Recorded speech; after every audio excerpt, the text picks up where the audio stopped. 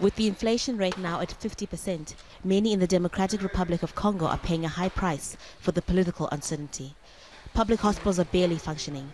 Medical staff have been on strike for weeks, demanding better pay and working conditions. Stranded patients said the situation is desperate.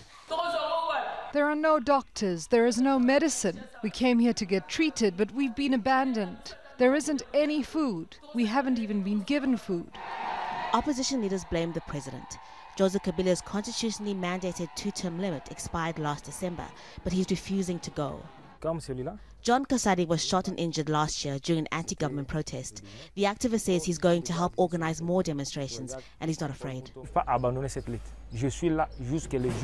I will not stop fighting until things change in this country. If I die, then someone else will replace me. Kabila has to go. The Electoral Commission recently announced a presidential election can't be held this year because the government can't afford it. Some analysts warn voters may have to wait 2 years. There's no credibility in what the government says anymore. There's very little credibility in what the Independent Electoral Commission says. And there's no less opposition to Kabila staying in office now than there was a year ago. So it is really a worst-case scenario if we continue to see this kind of just constant delaying tactics. Government leaders say another reason for the delay is militia violence in some parts of the country, especially in the Kasai region.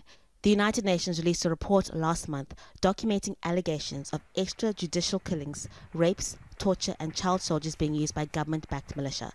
The government refutes the allegations as false and politically motivated. In Kasai, the situation is now stabilizing.